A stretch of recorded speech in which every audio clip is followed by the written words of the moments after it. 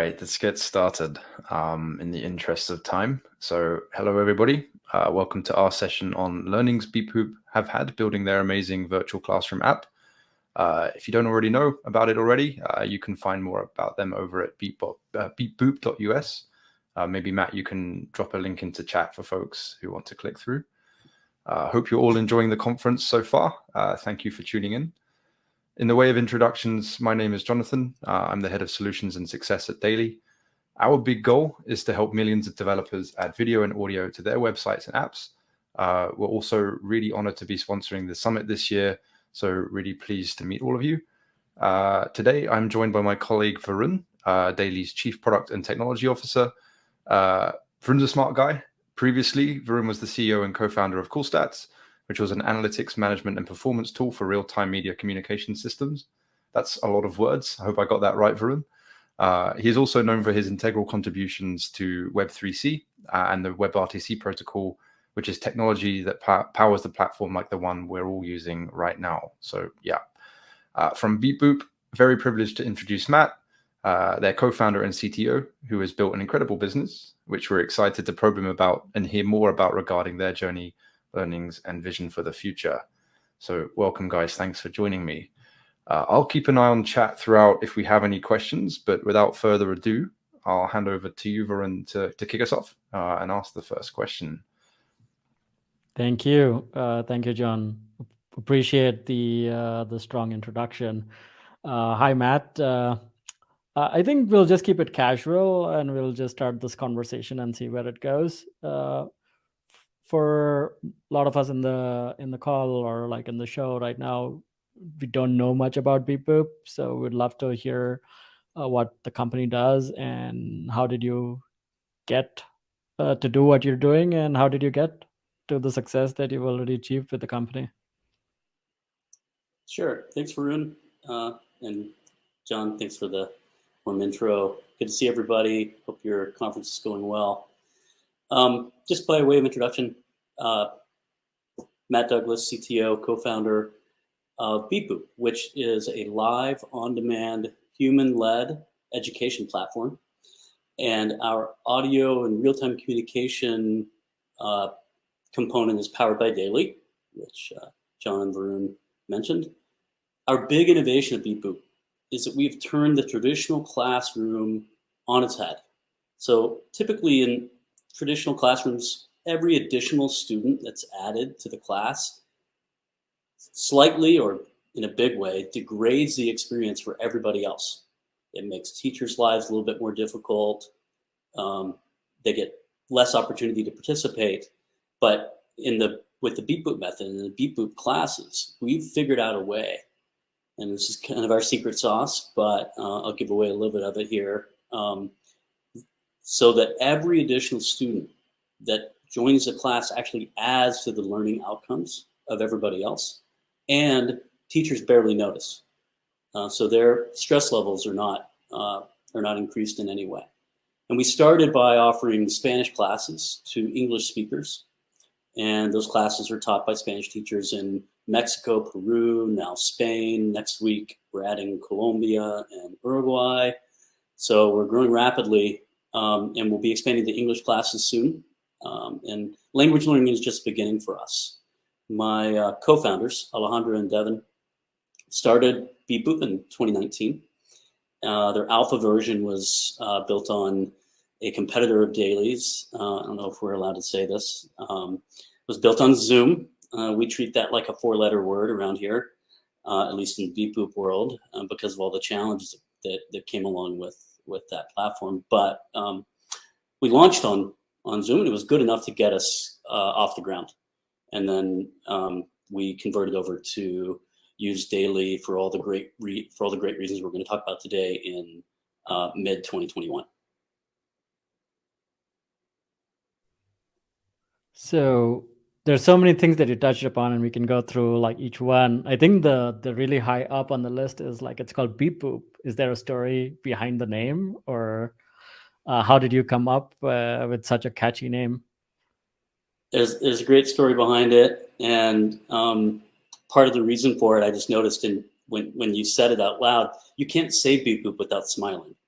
And where that came from was when my co-founders, Alejandro and Devin, were discussing what they were going to call the company. They wanted to come up with something that was, it was also a word that our teachers could use during class to correct students' mispronunciations, for instance. So when a class is going on, one of our instructors will call on the student will respond. If the student got something just a little bit wrong or a lot wrong, the teacher will interrupt with a beep boop and then an explanation of what they didn't do quite right. And then the student repeats it back again. So beep boop was chosen specifically because you can't say it without a smile coming to your face. And that's intentional because when someone makes a mistake in class, that's not a bad thing. It's an opportunity to learn. So ingraining that in our company name was kind of a no-brainer. It's been really fun. That's a fantastic story, and I remember like I took a class like a couple of weeks ago, like with some of the folks on our team, and I can say even though it's not supposed to be stressful, I was really stressed because I think it was like just names of animals, but you alluded to some of the secret sauce, and I wanted in the interaction, the user experience that you just talked about. Could you highlight more the thesis around like the user interaction that you have? Because I think that's fantastic, having experienced it firsthand. Yeah, so when you're in a class with other people learning a new language, it's a very exposed feeling, right? You're exploring new words, new phrases. You're prompted to answer questions in something that's entirely foreign to you. And especially for those of us over the age of 25, which I assume all of us are, and many people in the session listening in, it's very difficult to learn something new. You know, our brains are able to learn as we get past that sort of magic age of 25, but there's a different approach that you have to take. It requires a lot more focus. It requires minimizing distractions for sure. And the motivation to do it starts internally, but there need to be additional engagement mechanics while you're in the class to keep you motivated, to keep you feeling like you're learning and advancing your education, your learning, especially in language learning goals. So one thing we really focus on is minimizing distraction. And in an online classroom, typically people would have their videos on. In our environment, we did not have videos. It's entirely audio only with a shared screen, with the instructor sort of advancing the curriculum, the visuals that students are seeing and reading from and listening to their fellow students. So that's a big part of what we do as well. And we can kind of talk about the ins and the outs of video and audio and where the pros and the cons are. Let's take it there, because it's an EdTech conference and people like want to understand how the user experience translates into something that's buildable. So maybe let's start with how you structure like the experience, how many users, are they all active? How do you call them? Like, do they all speak at once? Are there like design decisions that you made as a consequence of the user experience? For sure. Yeah. Let me see if I can focus in on one of those in particular, which is the different types of people that are in the different types of participants that are in our classes. So of course, there's the instructor who is an experienced Spanish, fluent Spanish speaker. The vast majority of our teachers are also teachers in classrooms in the countries, the cities that they live. And then there are three different types of participants in our classes. From a student perspective, there's our paid tier, the people who are funding the classes for everybody else, who get the most speaking opportunities. They get the most opportunity for correction from our charismatic, really helpful native Spanish speakers. there's a second tier down, which we call audience members. They're sort of participating audience members, though. Like with The Price is Right, when someone gets called up on stage, it's actually kind of thrilling. You alluded to the fact that it's a little bit nerve-wracking, but that cortisol or adrenaline or whatever is rushing through your body when that happens actually promotes more learning. It gets your brain in this really active state where it's ready to receive new information and solidify it. So we've really leaned into that with our product decisions. And so with the audience concept, you never know when you're going to get called on, and you don't have to pay to be in the audience. That's part of our free tier. And when it's not your turn, we encourage our students to practice out loud. So even when other students are speaking and getting their corrective feedback and hearing beep boop every once in a while, everybody else in the class is practicing out loud because we have automatically disabled the microphones. And that granular control of microphones and who is being heard by whom at what time and what are they seeing and how are they participating as a group are kind of at the core of why we needed to move off of our previous platform and implement a lot more granular controls with the library APIs like what Daily provides. And then the third thing, third way of participating in a class, I should say, is by observing.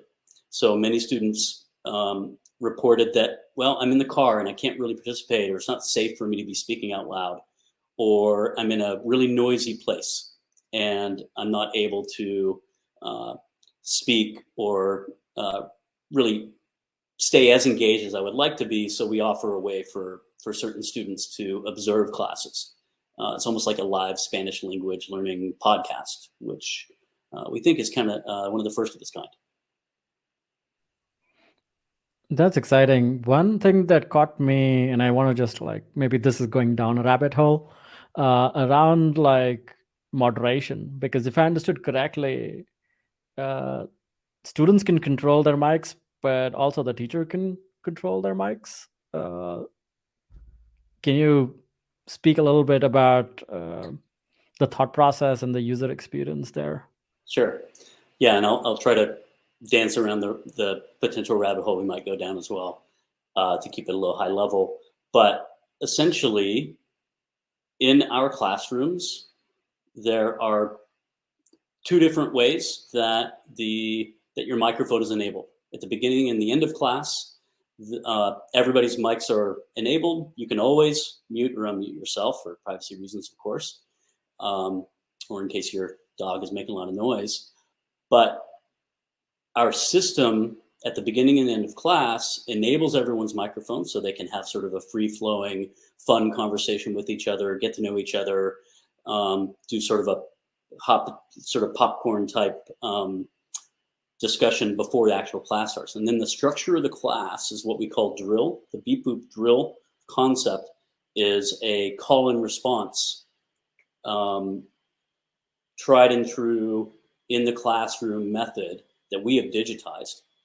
And that relies on only one person speaking at any time. So the teacher speaks, and then she calls on the student, and then the right student that's supposed to speak needs to reply. And thanks to the granular control that implementing a platform like Daily provides us, we can programmatically give the teacher plus the machine learning, the AI that we have built into our system, the ability to enable and disable microphones at exactly the right time. So it's a split second before the student's name is called, and then a split second after their turn is over and it moves on to another student is when the microphone comes on and off. And what that does fundamentally is it increases the flow of the class. So there are very, very few interruptions. Everybody's microphones are coming on and off. The in-browser experience that people have is very reliable. And it makes it where a teacher with not great internet in Lima, Peru, can teach a student and immediately respond to their slight mispronunciation in Melbourne, Australia, and it's like you're in the same room at the same time. It's that crisp and precise, which is super crucial, as most people know when you're learning a new language, is to get that really precise correction. So that interaction between teacher and student requires us to have a lot more granular control over microphones than you would expect in sort of traditional audiovisual sort of software like the Zooms of the world, or even what we have here in Hopin. Yeah, I just noticed that John's wearing a shirt which says "You're on mute," which probably, since you don't have video, I'm assuming that they can't even see the person like trying to speak, right? So like you overcome that complexity of, am I on mute or not? Did I open the channel or not? Did they hear me? I think like you took away that complexity in addition to learning a language, which is in itself, as you said, over 25-year-old has their own like challenges. That's right.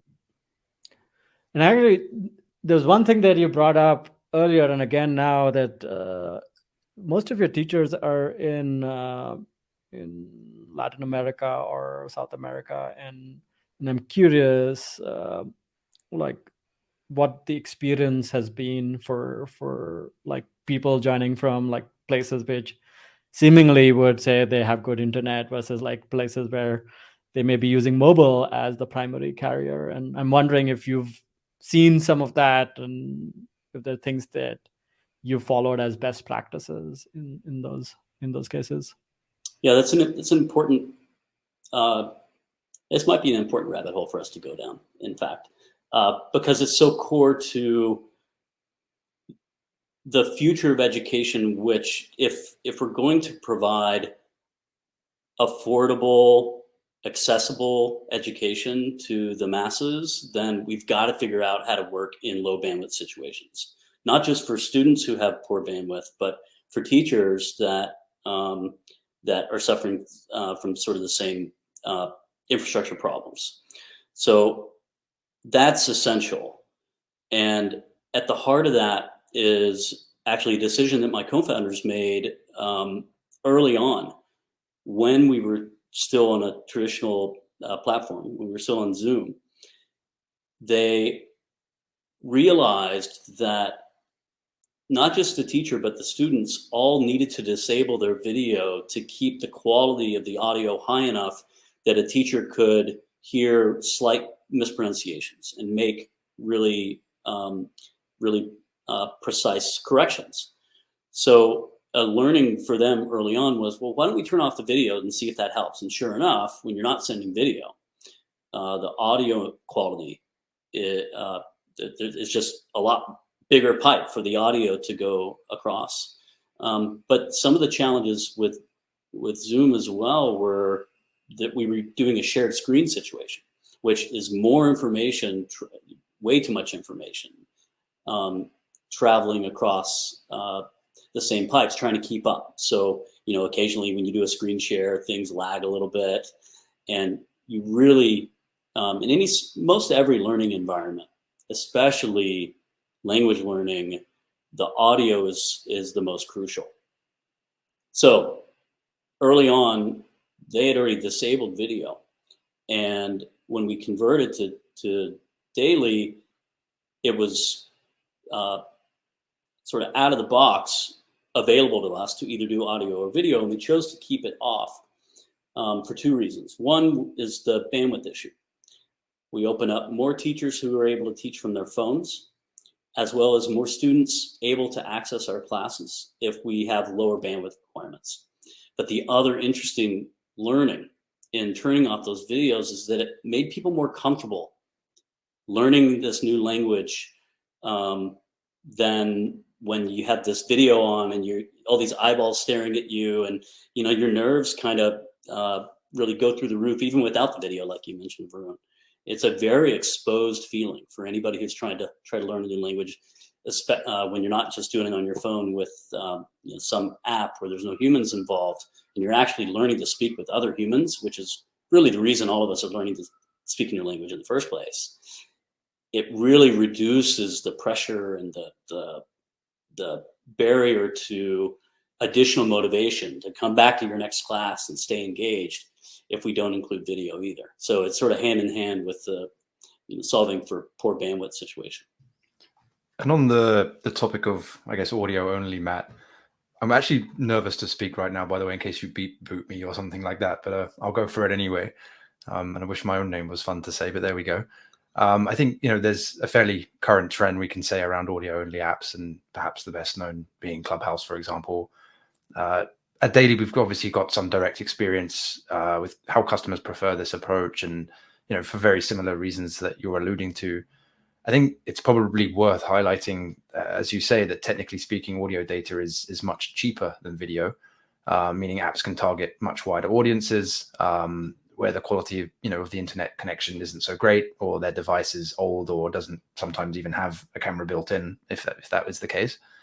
I think it's interesting, isn't it? Like there's this new world emerging, and it's still probably at that nascent stage where it's still quite exploratory, but the future of audio only applications is something to be mindful of. And I know obviously you're pioneering that in the world of language learning, but would you agree that there's probably still plenty of awesome use cases out there yet to be discovered, especially in the world of EdTech?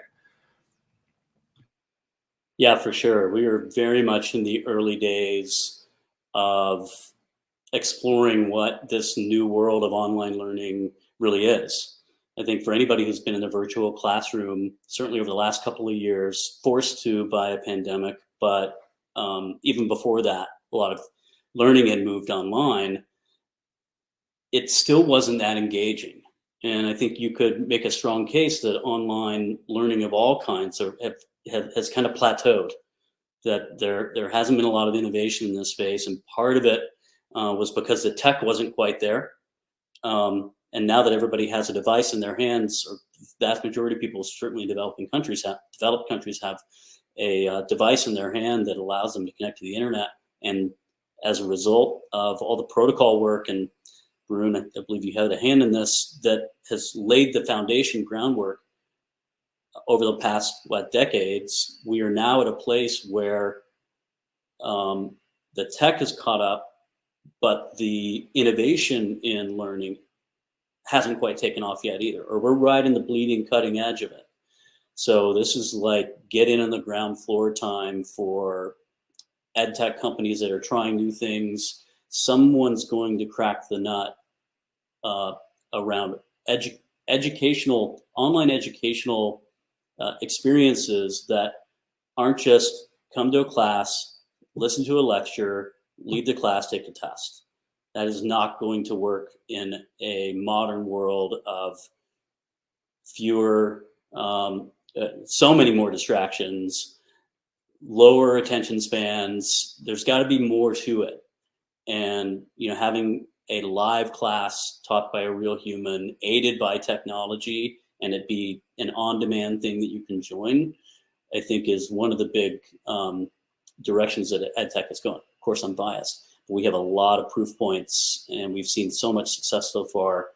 Certainly hearing from our students that this is unlike anything they've ever experienced before, and they can't wait to tell their friends about it. I think are pretty good evidence, at least, that we're onto something really, really profound. I do like the fact that the world's evolving, because I think the technology now offers a platform to build innovative stuff. And just like the mobile did for Uber and delivery and all the companies that kind of use on-demand workers to kind of do I wouldn't say simpler jobs, but do different jobs. But I think bringing that to the knowledge workers, I can see a teacher, for example, using their idle time during the day or the evening to teach someone or a set of people over 45 minutes. What are your thoughts on that? Do you see that as knowledge workers using their time differently as a thing? Completely, and that's right in line with another one of our overarching goals at Beepboop, is to create more of a gig economy for people who are experts in things. In this case, experts in the Spanish language, soon to be experts in the English language, teaching people who are trying to learn English. And then as we move beyond language learning, there are all kinds of other applications where this makes sense, where people kind of have slack time, lowercase s, slack time, that ideally they would be able to monetize in some way. Many of our teachers teach from bed. They wake up, they have a class at 8:30 that they're going to teach. They simply tap a button and log in, and they're teaching the class. Because they don't have video on, it doesn't matter what they look like, and they love that. Students as well join classes from their cars, hopefully while they're not driving, but even from their bedrooms. This sort of on-demand, in the moment, I want to take a class right now, or even for our teachers, I want to teach a class right now and make a little bit of money that otherwise I would have had to get in my car. I would have had to have a car first, get in the car, fire up an app, go pick somebody up. Those are all high friction. Even today, they're high friction endeavors. Whereas someone who is on Beepboop or other platforms like ours will be able to monetize their voice, monetize their charisma, use the things that they're really good at or really expert at to put food on the table. And that's a really exciting thing that, I don't know, it gets my engineering team and everybody involved at Beepboop really excited about what we're contributing. And to touch on what Devin just said in the chat about the lower barrier to entry, like how low is it, Matt? What does it take to be a teacher on the platform? What do you have to do to get set up and start teaching classes? Great question. We have about 19, soon to be 21, I think, teachers on the platform. They teach anywhere from 2 hours a week to 6 or 8 hours a week. It kind of depends on their schedule. And if someone's not available, then someone else has the ability to pick up their class. As we add more and more students to our platform, we'll need to be expanding our teacher supply as well, which means we really have to focus on keeping it a very intuitive product that helps them understand how it works without us having to do a whole lot of training. They don't have to install anything. It's merely logging into a browser either on their phone or from their desktop, and they're in. So they just have to authorize their microphone to be used by our app, and they're teaching the class. Our method is fairly straightforward to understand. The AI and the technical the product, sort of hybrid product and tech features that we built help the teachers throughout the class, so they know who to call on. The students' names are displayed on the screen, and they are selecting them as they go without having to take attendance, without having to worry about, is this a student who should be in this class or not? Did they register? Are there any technical problems with the students themselves? Our app takes that entirely off their shoulders. It's not a burden that they have to carry. They don't even have to bring students to the class. The students are just there. It is similar to a ride-sharing gig economy type app, except for knowledge workers, like you mentioned, Varun. And once you understand the basics of, here's how you give a student a BN, or you did well with that word, or here's how you give them a Beepboop, the class just kind of flows. And our content, here's another unique thing about Beepboop, I guess I haven't mentioned, is that we provide all the content. So our teachers, some of our teachers build the topic content, the curriculum, and we launch a new topic pretty much every week, sometimes twice a week. And we've had our teachers who are native, their mother language is Spanish, of course, who have never seen a topic that they're about to teach, come into the class. They'll see words that they've never seen before, for instance, because it's like Mexican slang and they're from Peru, and they will teach the class, and the students have absolutely no idea that the teacher had never even seen that word before. So you can teach this content sight unseen, which makes class prep basically nil. As we add more topics, the teachers don't have to look at the topic ahead of time or any of the content ahead of time to know how to teach it, because we rely on the method and the tech that helps them along the way.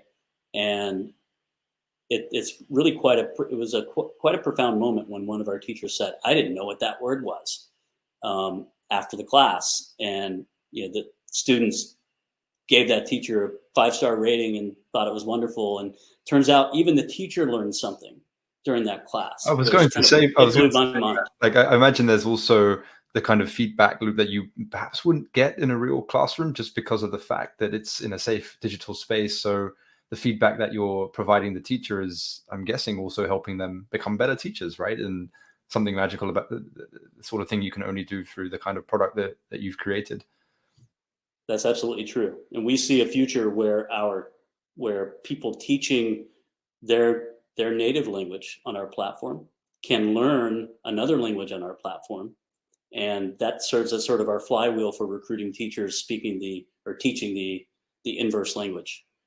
So it can, once this rock is rolling downhill, it really picks up steam. So I wanted to flag that we have about 8 minutes, and people have questions. They should definitely use the chat to ask them. But I think the last or final question that I have, and it was alluded to before, like, the technology is caught up, and you spoke a lot about technology. I'm kind of curious, without giving away like the secret sauce about your product, like what would it take for you to build a Beepboop today, like knowing everything from the last 18-24 months of building Beepboop? Like, what would be like the shortcut? What would be the stack looking like? If someone's building an edtech platform today, like, is there lessons learned that you could share with them? Sure. Yeah, I'm all about knowledge sharing and helping other teams create really great tech that are helping people learn or solving a major problem for the world. So I guess I'll be a little bit guarded with certain things that we've done that are core to our method and really gave us a fast track and allow us to develop really fast. But they're general things that help anybody get off the ground now, building a new app or a new product or a new service, which is, building in the cloud is a huge step forward compared to even just 15 years ago when you had to rack your own servers and, hire people to understand how all the networking should be set up. So that's obviously we're standing on the shoulders of giants when it comes to just getting a platform set up that we can develop against. That's for like database and authentication and managing our APIs and our services. But the same thing can be said on the audio visual WebRTC side. Try not to use too much technical jargon here, but because we had Beepboop at a place where we had learned all these things from a no-code solution, like integrating, or not so much integrating, but providing our classes over Zoom, we learned a lot of things that got us off the ground quickly once we converted over to daily. So we didn't have to fully conceptualize what our classes were going to be like from the get-go when we started writing the code. So I always encourage teams to find a no-code way to prove out your method or the way you're going to be delivering your content or how you're going to be recruiting your teachers and even students to jump on the platform. Do as much as you can in a no-code world to sort of prove out your hunches. And then that will save you a whole lot of time when you start to implement the actual tech itself. That's the next generation of your platform that will allow you to go to the next, to kind of enter into the stratosphere and reach massive scale. So that's, not to plug again, but that's where Daily has been super helpful for us. It's similar to not having to rack our own servers. We don't have to spin up our own turn servers and understand really anything about the inner workings or the guts of WebRTC. We just integrate with the library that's provided, and the platform that y'all have built has been truly truly something I would recommend to anybody who's building any sort of education platform online that has humans speaking with each other. And the reason that has been transformational for us is, or an example of how transformational that was for us is, we had one engineer in our team who had zero WebRTC experience prior to starting to work on the prototype of our daily integration. He's an extremely experienced full stack engineer. If he's listening, I hope, hi Lucas, I don't mean to denigrate you in any way, but he'll be the first to admit he didn't have that kind of experience understanding how audio signaling worked at all. But because of this platform, the library that Daily provides, he didn't have to. He could really focus, and the other engineers on our team could work with him to focus on the most important thing for our business and for our students and teachers, which is the interactions of our app, and making it incredibly user-friendly and engaging and motivating them to learn new things and come back for another class.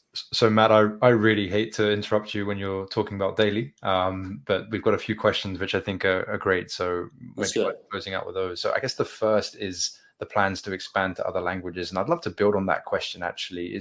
Do you have plans to extend beyond just language learning? Does the Beepboop model apply to other things? Yeah, what are your thoughts on that? It really does. And, Varun mentioned earlier that we're kind of in you alluded to this as well, John, that we're in the early days. But the learnings that we've come across, either intentionally or by accident, with language learning and specifically teaching Spanish to English speakers, many of these things are applicable certainly far beyond Spanish and well beyond language learning as well. In any sort of education area or learning modality, there are tried and true ways to cement the knowledge, to be introduced to the information, to hear it repetitively, and then cement it after a good night's sleep and after hearing it a few times. So language learning is sort of a classic example of that. And there are hundreds of millions of people trying to learn a new language, if not billions of people trying to learn a new language. So the market is massive. So that's really why we started there. But there's nothing preventing us from moving beyond language learning. We've had discussions internally. We've had a number of potential partners reach out to us wanting to discuss how they might use our platform, partner with them to use our platform for other types of education areas. So as long as there's a role for a charismatic expert human to play in communicating the right or the wrong answer to something, sort of just generally speaking, this kind of platform is perfect for that. And as far as moving beyond Spanish, I think I mentioned that we have already taught our first English class. We're going to be teaching more and expand just like we expanded on the Spanish side. And because our app is a dynamically built, the content itself is dynamically built, we can teach English to not just Spanish speakers, but any native language, as well as Spanish to anybody who speaks any language. So we can dynamically change what's seen on the screen, and really the only language that's taught during our classes is the target language of the students. I don't know if we have a hard cut here, but there are a few more questions. I would say, folks, please feel free to reach out to Matt directly. But should we go for it anyway, Varun, or do we have a hard stop? We can go a couple more questions. I mean, Sure. There are some, and let's see if they kick us off the platform. So let's keep it punchy, Matt. But I guess the one question which is really interesting, have you considered or are you exploring a hybrid model where there's some students in person, perhaps in a classroom, and some are virtual? Is that something that's on your mind? We love thinking about the future of education likely being hybrid. Certainly as students are in kids specifically, but even college-aged students returning to the classroom now and finding a way to occasionally be entirely virtual, but occasionally be in person. Our app itself, because the student is looking at their device on a shared screen and speaking out loud, sorry, not a shared screen, but in the Beepboop app, there's nothing preventing them from being in the same physical classroom with other people and interacting with each other both out loud. They wouldn't necessarily have to have the microphone on, but also, interacting on the screen while the class is going on. So there's nothing preventing this tech from being used in a physical public classroom as well. In fact, some of our Spanish teachers also teach English in their native country, so in their home country, so in Mexico, and they have used Beepboop in their classes to teach their Spanish-speaking students English altogether. So it's already being used in really interesting ways. You give people a solution that you think will be used in one way, and the technology kind of takes off, and they use it for something else. So to me, that's where a lot of the innovation is, and I think there's certainly a future for that.